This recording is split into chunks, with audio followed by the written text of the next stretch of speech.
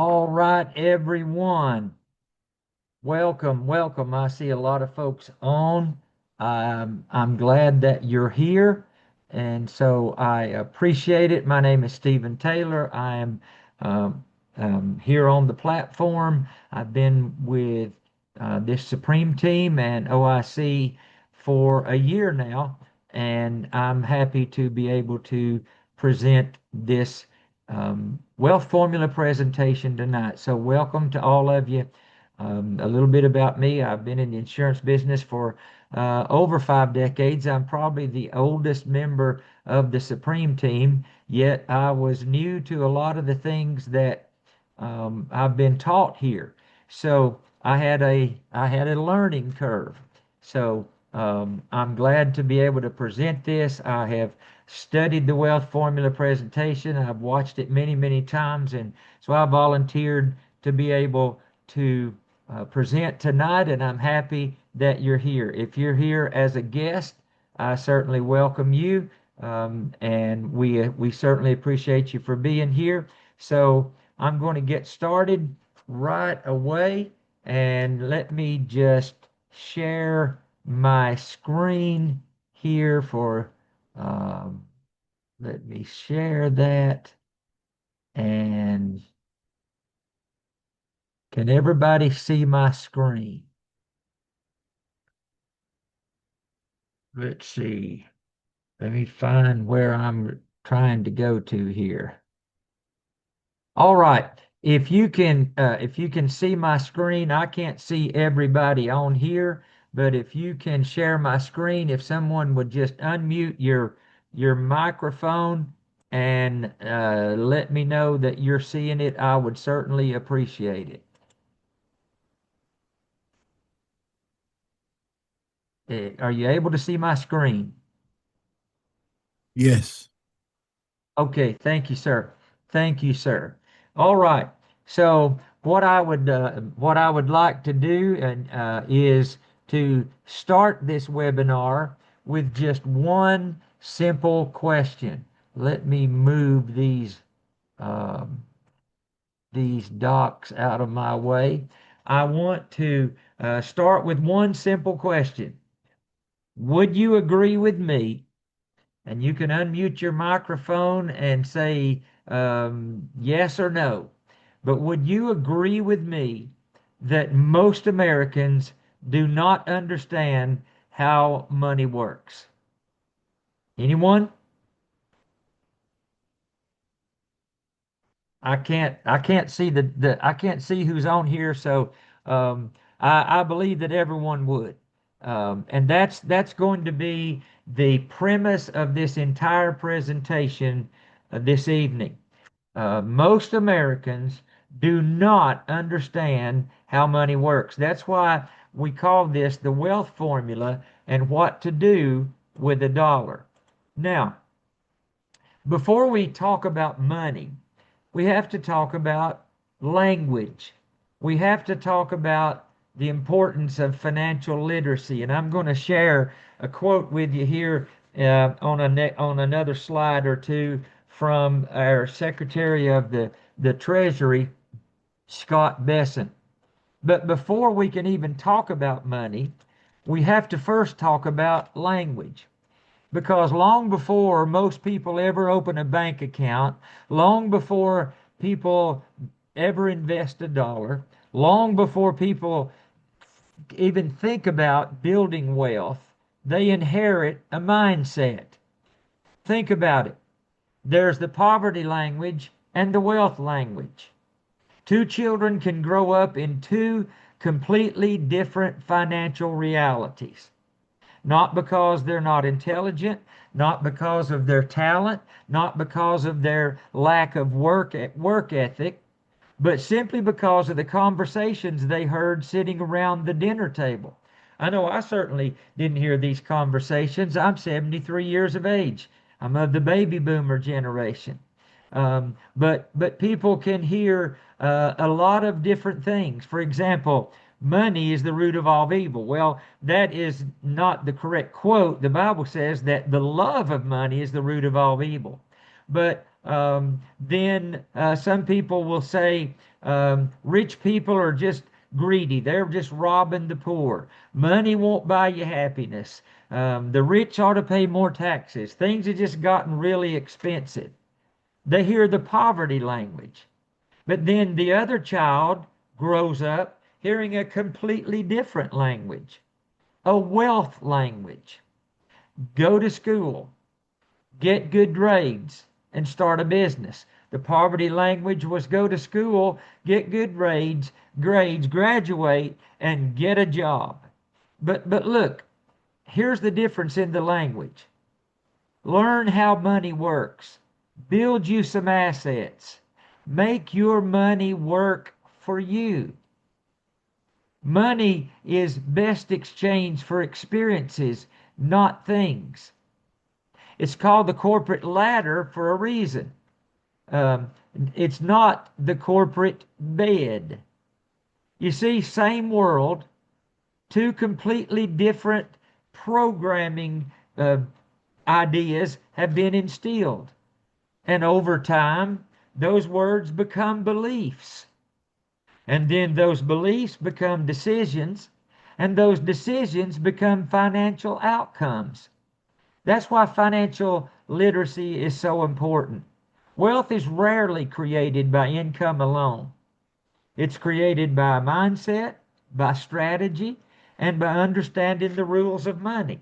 So the goal of this presentation this evening isn't just to talk about products or numbers.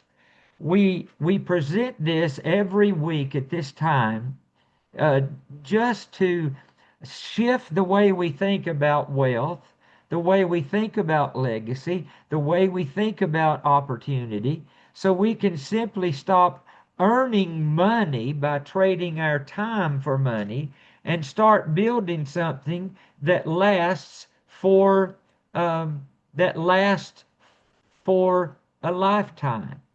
So um, we want to talk about money mastery.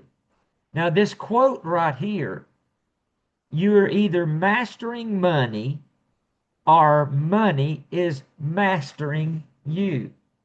This quote frames the entire conversation. You're either mastering your money or your money is mastering you. There's no there's no in between. There's no neutral relationship with money.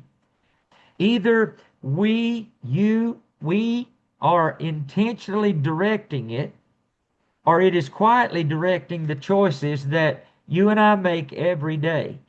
Now, mastering money doesn't necessarily mean being rich. It means understanding how money works, where it flows, how it grows. And so without that knowledge, even a high income can disappear. Let me ask you a question. You don't have to answer it. You don't have to answer it in the chat. You don't have to answer it verbally so that we can hear you. But let me ask you, which side of that equation are you on right now? Are you mastering it or is it mastering you? And so that honest answer is the starting point for every conversation that we're going to cover next. Are you mastering money or is money mastering you? Now, you see, most people confuse income with wealth. Income is what you earn when you work. Wealth is what you've built that earns whether you work or not. You see, true wealth is the byproduct of money making money for you. Assets compounding in the background while you sleep, while you travel, while you spend time with family, while you play golf, while you fish, while you do whatever you enjoy doing. Notice this quote by Mr. Suni Samad. Money grows on trees when you realize money itself is the seed and the harvest. You've heard people say, look, I heard it. And I've heard Mr. Samad and others say that when they would ask for something, their parents would say, "Look, look, son, money doesn't grow on trees." Well, it actually does grow on trees when you realize that money itself is both the seed and the harvest, because that quote truly captures the mind shift, the mindset shift. The dollar in your pocket is both the seed and the harvest, because how you plant it today determines what you'll be able to harvest tomorrow. So I want to talk about the wealth formula. This is what this presentation is called, the wealth formula, what to do with a dollar. On your screen is the wealth formula. You might want to write it down or take a screenshot of it to refer back to later. Here's the formula: time plus capital plus rate of return minus inflation minus taxes equals wealth. Let's break that down just a little bit. Now, we know what time is. There's 8 hours. There's 24 hours in a day. Most people work 8 hours of the day on a job if you're working. And so let's talk about capital. A lot of Mr. people, Taylor? yes. Yes. Hi, maybe you want to reshare your screen because we can see the notes section. Oh, I'm sorry. Okay, let me stop that because it showed that I was okay. Um let me just stop this. I'm sorry. I am sorry for that. Thank you for letting me know that. Um,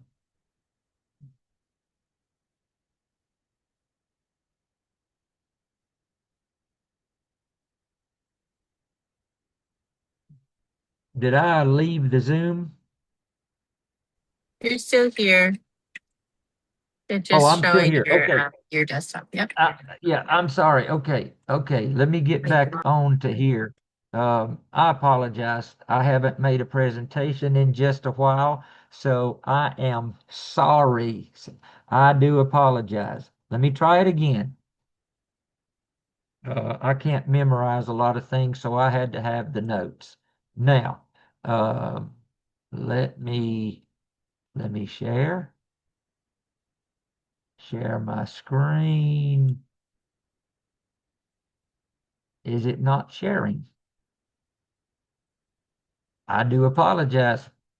I'm making a big old jumbled mess tonight, don't I? Let me see why I am not sharing my screen. I clicked share. What's it called? I'm sorry, I should have just let you be. But you are still sharing, so stop share completely and then maybe try to Okay. reshare again. All right, let me get I have I have the doc. I have the absolute doc not even showing now, and I don't even know where to even get it. uh, let me see here. Bear with me just a little bit. Share settings. Uh, share settings. I've never seen this to happen before. I do apologize. Thank you for being patient with a guy. But it comes up and I'm hitting share. Do you see? I mean, I'm not sure what to see. I'm not sure what oh, here we go. Here we go. Let me see here. Share. Your screen sharing is pause, stop the share. Ah, there we go. Oh, there's Mr. Augustine. There's all kinds of people. Sorry, guys. I do apologize. Let me reshare. Now, are you seeing my screen? Let me get all this stuff off of here. Uh, what is all of this? I'm not sure what all this is. Complete your note. Done. Complete. Mr. Taylor, did you want me to I share my screen so you can continue where you was at? no, I can get it shared here. I just don't understand. I apologize. I do not understand why um my share Right. quit working on all of us. Okay, here we go. Let me do this. Let me do this right here. Uh can you see my screen coming up to PowerPoint? Yes, sir. Uh okay, I got you. I got you. Let's see if it opens up.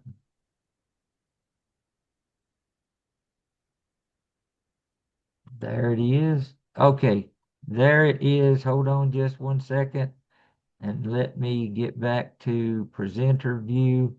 Are you all seeing the regular slide now? Are y'all just seeing the regular slide, not presenter notes, correct? We're seeing the presenter notes We see currently. presenter notes. Okay. Uh, hide presenter view. That's it. Now, That's Now the are we you see one. your seeing that? Yes, sir. Okay. Now you're great. So now let me see if I can see the presenter notes. You seeing presenter notes now or not? You're Are showing the y'all still presenter note. okay? Mr. All right. Taylor. Well, Mr. Taylor, this is yes, Shelley. Hey, good evening. It would help if Mr. Hines just share his screen and then you can pull up your notes in front of you. That way you can see what, the you can see what you want to say and he'll got show us you. what we need to Okay. see. Okay. I Okay. appreciate that because I haven't done that before. So, do I need to stop sharing Hans or leave mine shared and let you pull yours up? No, you can stop sharing for a second. I'm going to reshare my screen as long as I have access. And all right, let me see if I could do Okay. that now. All right, let me Well, pull that up for you. I've made a mess of this, hadn't I? No, So, you're great. We're just in the learning process. So everybody, we're good. I'm going to actually share my screen so I can help my business partner and we'll be all thank you, bud. good. No problem. Let me share my screen now, and then I'm gonna follow your lead and your cue so Okay. that we can kind of make sure. And then let me We don't just want go into slideshow presentation, and that should be fine. we Um, absolutely we absolutely do not need this on the we absolutely don't need to have this on the Facebook pages, I would assume. So, and then let me see how I can get back to my presenter node. So, um, now that way, if you'll put it on, are you, all right, let me see here. If you'll put it on the wealth formula presentation, is that it? yes, sir. Okay. All right. All right. So now I don't remember where I was, but I will try to go back and get my 73-year-old brain together. Time plus capital plus rate of return minus inflation minus taxes equals wealth. Now, capital is defined different ways, but in finance, it's defined as wealth, money, or assets used to start a business, produce goods, or invest for future growth. Can include cash on hand, physical machinery, and property. Now, rate of return is classified as the total net gain or loss on an investment over a specific period expressed as a percentage of the initial cost. We know what inflation is. We know what taxes is. So time plus capital plus your rate of return minus inflation minus taxes equals wealth. The total value of all physical and tangible assets a person owns minus any debts or liabilities, commonly referred to as net wealth. Now, net worth. That is the big the big definition of it. But here on this platform, we like to talk about it as financial independence. In other words, it means having enough resources, having enough passive income to cover your living expenses without having to work actively allowing you to live without financial stress. In other words, how wealthy a person feels really is relative, and it depends on a lot of different things. It could depend on their reference group, their age, where they live. For example, I looked at a recent 2026 wealth survey by Charles Schwab, and it found that most Americans, or that a majority of Americans, generally feel that a net worth of about $2.3 million is the threshold for being considered wealthy, while $839,000 represents being financially comfortable. Now, I don't know about you, but my generation wasn't taught this, and neither one of those figures actually represents me, total transparency. Uh, so I came from a generation that wasn't taught this. My generation wasn't taught it when I went to school. They didn't even teach us how to balance a checkbook. And honestly, when I got a checking account when I was 18 years old or whatever age I got one, it was difficult for me to figure that out. I was lost for a lot of time. But Scott Bessent, who is our Secretary of the Treasury and who I think is an absolute brilliant man, has stressed publicly how important he thinks financial literacy is for young people today. And here's what he said. There are a lot of young people, mostly young men, going to blue collar construction jobs, playing the lottery, and it drives me crazy. So he advocates for investing wealth and watching wealth grow over time. Next slide, sir. You see, most people think building $1 million takes decades of perfect investment strategies, having a high income, and having a whole lot of luck. But what if we could tell you that there's a strategy that allows time and structure to do most of the heavy lifting? So here's an example that we want to look at. Two men, one on the left side we call Mr. Start Early, one on the right side we call Mr. Start Late. Now, for this example, we're going to use $300 a month or $3,600 a year, earning 8% strategy. So, starting at age 25, you can see saving $3,600 using compounding interest over that course of a year. Then he's going to have at age 25 $3,888 at year one.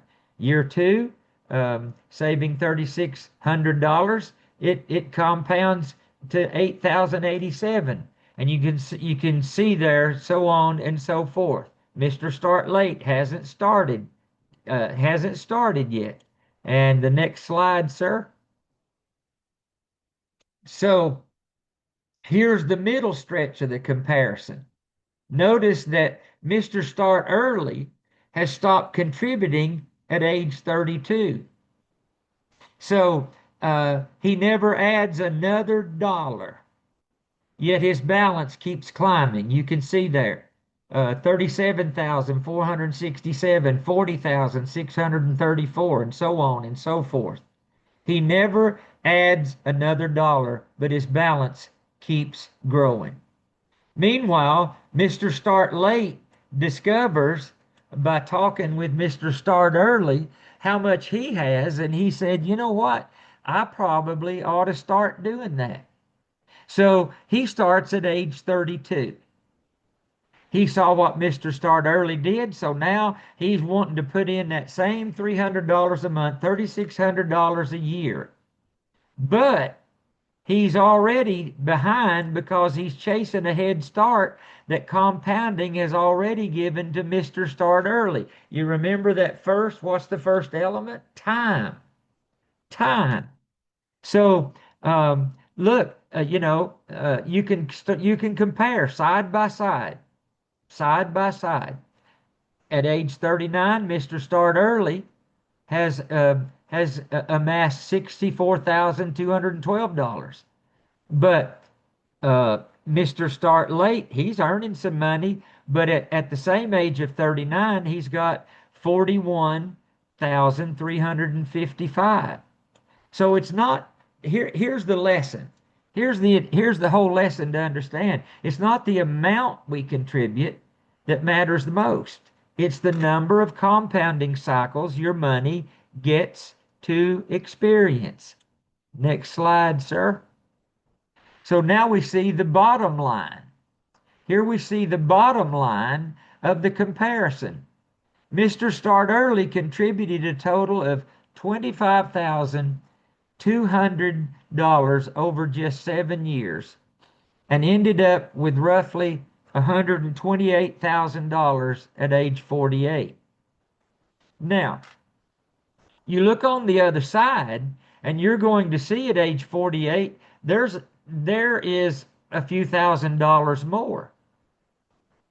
You see, he contributed $61,200, more than double over a much longer period of time, and he still ended up behind at $131,000. And you think, well, Stephen, why are you saying behind? Same interest rate, same dollars per year. The only difference is when each person started. So if you want to write something down, if you take notes here, here's what you want to write down. Time is the silent partner in every wealth strategy. Time is the silent partner in every wealth strategy, because the earlier you give it to your money, the earlier you give time to your money, the less you're going to have to do yourself. Next slide. Now we want to talk about the rate of return. You see here, 1% over here in the left side represents a savings account. 4% is basically what you earn in a CD. 8 to 10% either in indexed annuities or cash value life insurance. Okay? Notice the quality of your soil determines the quantity of your harvest. I believe that to be another Mr. Suni Samad quote. So, what is the rule of 72? The rule of 72 is a quick shortcut that'll tell you how long it'll take for your money to double. Just divide 72 by your average rate of return. Okay? So in the 1% savings account, that the banks want to tell you that we're going to do something for you. We're going to give you something special here. We're going to allow your money to double every. We're going to give you 1%. Most of the time, I think it's probably a little bit less than 1%. So at 1%, it would take 72 years. If you started at age 29, at 1%, your money would double by the time you reach age 101.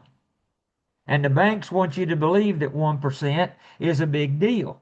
Now look at the 4%, the basic CD. It's going to double every 18 years. So starting at age 29, $10,000. By the time this person reaches 47, he'll have 20,000. By the time he reaches 65, keeping his money in that average CD, then he's going to have $40,000. But scoot on over there and look at the 8%. At 8%, your money is going to double every 9 years. So at 38, 20,000. It takes at 4%, it takes till age 47. And you might as well not even look for it to double in your lifetime at age at 1%. But look at age 47, um, at 8%, there's $40,000. At age 56, 80,000. Look over here at retirement age at 4%, 40,000. But with an 8% interest, 160,000. And then look at 10%. It's going to double every 7.2 years. Look at the difference from 4% at age 65 to 10% at age 65, $320,000. And that's why understanding growth rates, compound interest is so important when you're planning for retirement. Albert Einstein is the one who is attributed to saying compound interest is the eighth wonder of the world. He who understands it earns it. He who doesn't pays it. Whether Einstein said it or not, some people think it was he may have just he didn't really coin the phrase, he repeated it, but whether he said it or not, you got the same principle. Compound interest allows money to earn money, and over time that growth can absolutely become extraordinarily. The earlier you start, the more time compounding has to work in your favor. That's why time is many times more important than the amount you have to invest. The real magic isn't just the return, it's the years you give compounding to work. Next slide, please. So, if cash value life insurance were a bad place to put money, the largest banks in the world, in the country and in the world, wouldn't be holding billions of dollars of it in cash value on their balance sheets. Look at these figures. They represent the cash value life insurance assets held by the major banks in the world, institutions with entire departments dedicated to risk adjustments. Look, $24 billion by Bank of America. And they're giving us 1% if we'd be lucky to get 1%. Look at Wells Fargo, 19 billion. JP Morgan, 12 billion. PNC, 10 billion. 7 billion in Truist. And these figures are probably dated a little bit. So look, when the people who literally write the rules for us, write the rules of money, choose to store their own capital in a vehicle that many people don't think about, isn't it worth asking why most consumers have never heard of it? That's why we call this What to Do with a Dollar, and why we start the whole presentation by saying, wouldn't you agree that most Americans don't know what to do with a dollar? Cash value life insurance owned by a bank. It's called BOLI, bank-owned life insurance. Next slide, sir. So really, how does your money grow? There are actually three buckets that your money can send in. And each one has a different risk and return profile. On the left side, you've got the fixed growth. That's savings accounts and CDs. It's safe and it's predictable, but the returns rarely keep up with inflation. You feel secure. It gives you a warm feeling to know I'm just not really I'm not going to lose no, I'm not really going to lose anything. You're not really losing your investment, but what's happening quietly behind the scenes that you don't realize is that you're losing purchasing power. Then in the middle, you got variable growth. That's what most of the stocks and mutual funds offer. That's what your 401ks and things of that nature are invested in. When you have a money manager, they're going to invest it in most of those stocks and mutual funds. You can see, look at that first year. Wow, your money got 10%. But then you look at it then in your second year and you see that it's down 20%. Then up the third year, then down the fourth year. You know, they may offer higher upside, and that really makes a lot of people feel good. And when I was in participating in 401ks, I thought 10%, that's got a good upside. I'm like most people, I was like most people are today. They don't take a look at it much. They know they got it at work and they don't look at it. Most people consider it to be just something that they would use as an emergency fund. But the upside's great, but one bad year can erase a bunch of good years. And so index growth sits kind of in the middle. You participate in market gains up to a cap, and you're protected from market losses. And that's why here on our platform we encourage folks and we deal with index growth. See, you can look and see this line here.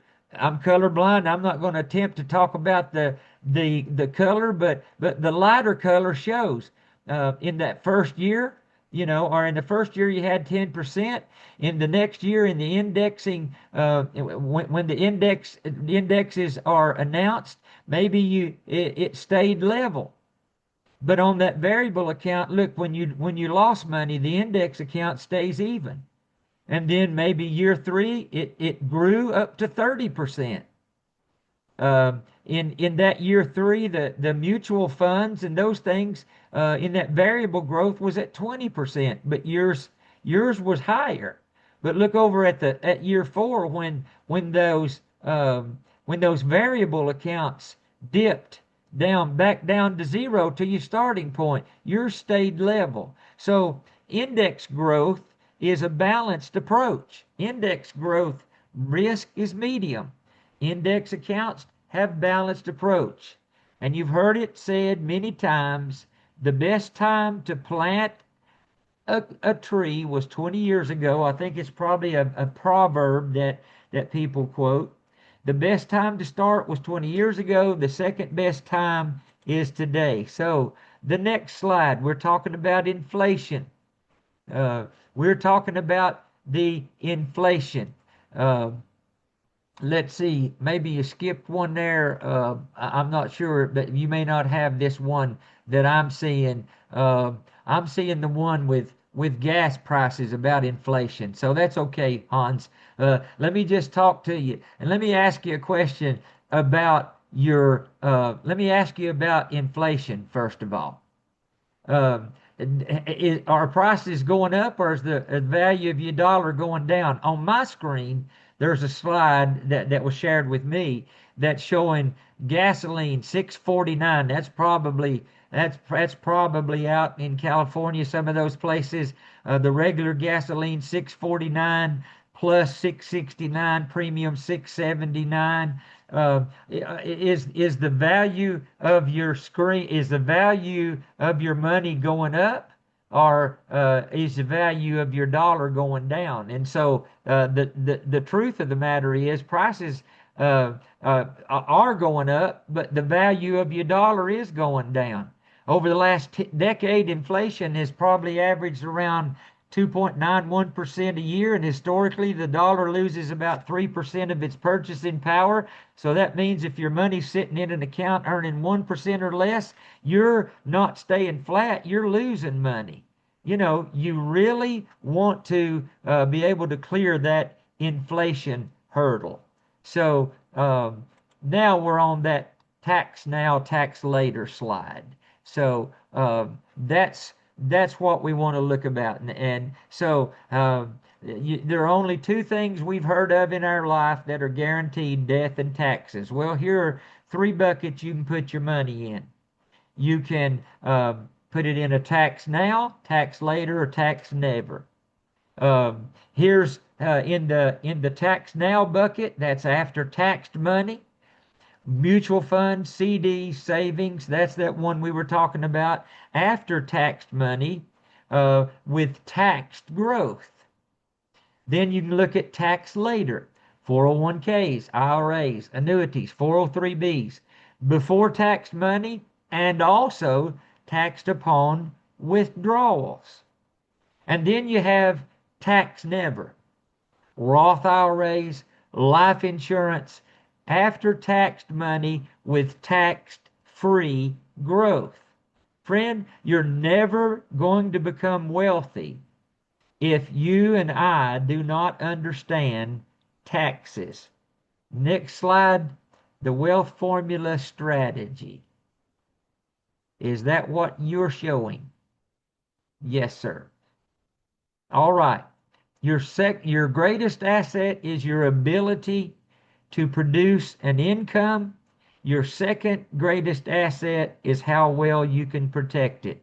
And you need to protect it against the three pieces of that puzzle there on your screen: dying too soon, living too long, or becoming ill. The next slide is the wealth formula strategy that's showing this actual, it's an actual case study of someone here in our platform. This is the strategy that we talk about, cash value life insurance. Here's an actual case study.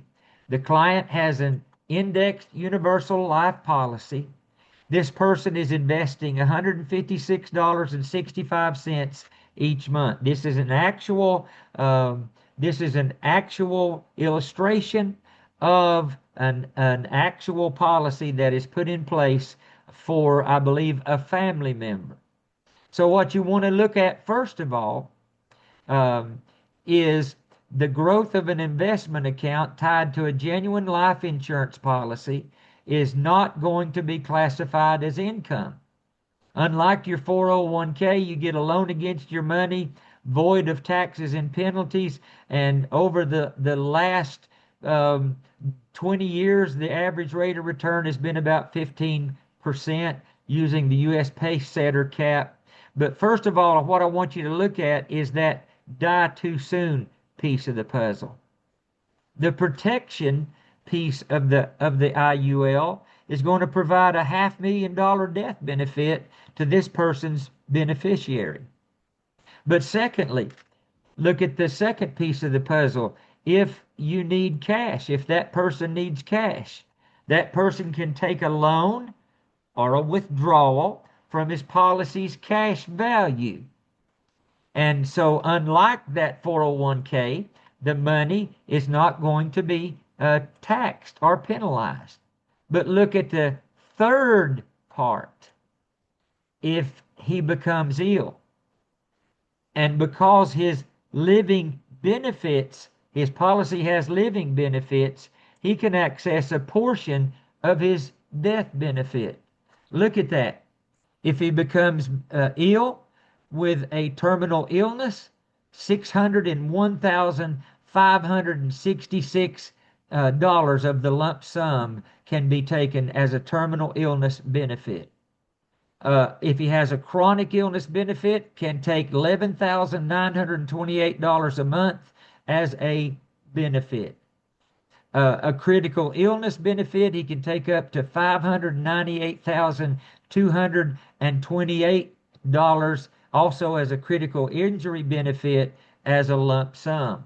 And we even have one with the company that we use for Alzheimer's diagnosis. So that is using life insurance. The next slide, the wealth formula strategy. I'm not sure that you have that one, but yeah, there it is. So the wealth formula strategy, cash value inside a properly structured policy uses what we call point-to-point indexing. Each year locks in your gains, resets the floor. We call it zero. Zero is our hero. And so you only participate in the upside, never in the losses. And because those losses those gains are locked in, compounding never restarts from zero after a down year. Your money keeps building on top of it year after year. Although we are no longer investing active income, you can see in those policy years, year 46 at age 69, year 51 at age 74, at age 79, at age 84, the cash value continues to grow. Even after you stop actively investing, you are growing and you have that money that can be accessed tax and penalty free. That's the difference between an investment you tend constantly and a strategy that quietly works for you in the background. And so, look at that. The next slide, please. The wealth formula strategy that talks about the 2008 housing crash and all those. Maybe if you're not seeing it, that's an updated version, I believe. But if your retirement was tied directly to the market, you watch 30 to 40% of your savings disappear overnight. And then you had to wait years. For example, in both 2008 and 2020, if you were in an index strategy, you wouldn't have gained anything, but you wouldn't have lost a penny. But during the market crash of 2008 and in the COVID 2020, COVID-19, people literally lost everything they had. The index strategy, the worst year is a zero. So the math of recovery is brutal. You think about it. When you lose 50%, it requires 100% gain just to break even. So I'm to the next slide of who's qualified to work with us. I don't know what you have. There you go, I think. We are licensed professionals, qualified to work with anyone. Licensed financial professionals. We can customize a strategy that works for you.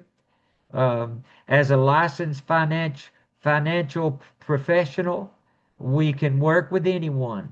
There's a common misconception that strategies like we talk about, and I do apologize that my slides didn't match up, but most people think that only the wealthy can work with a licensed professional, or only for people with perfect health, with high income, with great credit. But that's not a case, because we work with anyone. We can customize strategies to fit anyone,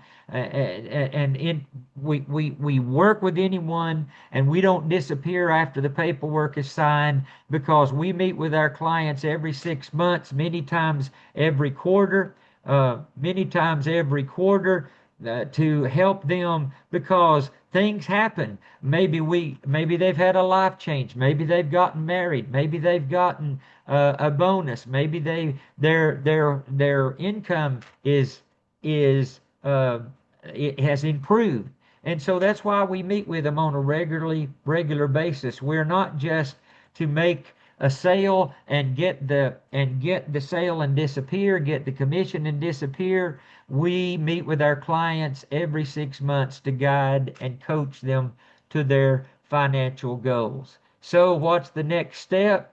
The next step today: reach out to the person that invited you here. Reach out to the person and schedule a one-on-one follow-up meeting to explore a customized strategy for you. If I could recap the core message of this entire presentation, it would be this one sentence: wealth is built by understanding the wealth formula: time, capital, rate of return, inflation, and taxes, and then working on it intentionally. So we don't want you to keep us a secret. Reach out to the person that invited you and refer them to us, and allow us to share this formula with them. I'm not going to mess with anything on my screen. I'm just going to say, first of all, my apologies because of the difficulties that I had. It's been a while since I've presented on Zoom, and I just did not get the right things together. I apologize. If I happen to do it another time, I hope I'll do it better. But I just want to thank you for being on this presentation. Please don't keep us a secret. If you were here as one of our associates to learn the wealth presentation, tune in again next week. Somebody with a little bit better grip on what they're doing will have a better strategy, and we'll have a better presentation. But I just want to thank you for being on the presentation tonight, and we will see you on the next time here. Thank you so much, and I do appreciate it.